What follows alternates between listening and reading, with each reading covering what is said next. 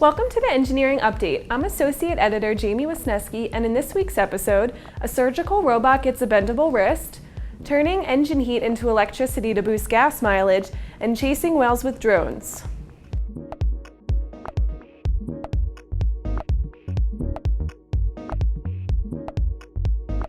You've probably heard of minimally invasive surgery, where complex surgical procedures are carried out through just a tiny incision in a patient's body. Well, a team of engineers and doctors at Vanderbilt University are taking this surgery to the next level with needlescopic surgery. Needlescopic surgery involves a system of telescoping tubes that are made out of a memory metal that retains its shape. Each tube has a different intrinsic curvature. By precisely rotating, extending, and retracting the tubes, an operator can steer the tip in different directions, allowing it to follow a curving path through the body. The VU Team surgical robot has wrists less than 2 millimeters thick, which could revolutionize the practice for needlescopic surgeons. These tiny wrists allow for the steerable needles to bend at the tip, giving doctors far greater dexterity with their tools. This method, which involves operating with instruments inserted through incisions that range from 3/8 to 3/16 of an inch, generally cause patients less pain, less tissue damage, less scarring, and shorter recovery periods.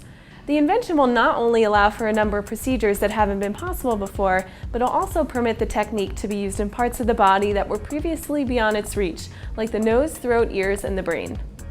I've had a pretty rough week in the car department, so I thought this story was only fitting. In 2012, the Obama administration announced fuel efficiency standards that would require U.S. vehicles to average 54.5 miles per gallon by 2025. Improving gas mileage could help reduce greenhouse gas emissions and global dependence on fossil fuels. And so, automakers are always looking for ways to improve the average fuel efficiency of their vehicles, and a new report published might be just what they're looking for. Scientists reported the development of a material that could convert engine heat that's otherwise wasted into electrical energy to keep a car running and reduce the need for fuels. Using the otherwise wasted heat could help address these issues. The researchers used a material called strontium titanium dioxide and added a small amount of graphene, which is a stable material with excellent conductive properties.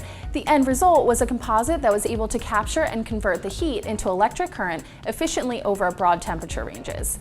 This discovery is something that is not only limited to the auto industry, however, as it can be used in multiple applications, including aerospace and manufacturing.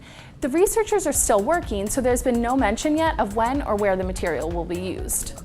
Generally speaking, whales are pretty large creatures. In fact, blue whales are the heaviest animals to have ever lived, weighing in at 420,000 pounds, with adult males measuring in at about 82 feet long. With those kind of stats, you'd think they'd be easy to track, but as it turns out, conventional methods of gathering information on whales blows. Pun intended. When researchers are looking for data on whales, they have a few different options. They can trail the whales with large planes or boats, tag them, use sampling darts, or perform biopsies. But a new group is proposing using drones to track the whales in a less traumatic fashion. Chasing whales with boats and planes is stressful for animals that are as acoustically sensitive as whales. Sampling is useful, but the additional stress on the animal while taking the sample can actually provide inaccurate data. Ocean Alliance compares it to having your doctor collect all information about your health by chasing you around a room with a needle while blowing a large air horn. Ian, what the heck is that? What is going on? I'm just measuring your stress levels. Suffice to say, it's not really collecting useful data. Ocean Alliance, in coordination with Olin College of Engineering, has created the SnotBots. The drone will be able to quietly observe the whale while being operated by a team that's about a half mile away. They're called SnotBots because part of their mission is to collect the snot from the spout of air, carbon dioxide, and mucus being expelled from the whale's blowhole. This allows the researchers to track the whale's location and also collect samples from the animal that offer information about environmental toxins as well as bacteria and viruses in the whale. It will also offer insight into stress levels and reproductive cycles based on hormone levels. The drones are water and snot-proof and utilize a host of onboard sensors to collect information. They're also, obviously, capable of collecting a scientifically usable sample. The team launched a Kickstarter and is looking for $225,000 to fund their goal. That's all for this week's episode. Be sure to check in on Facebook and Twitter and catch past episodes on ecnmag.com. For the ECN channel, I'm John DePiro, and this has been your Engineering Update.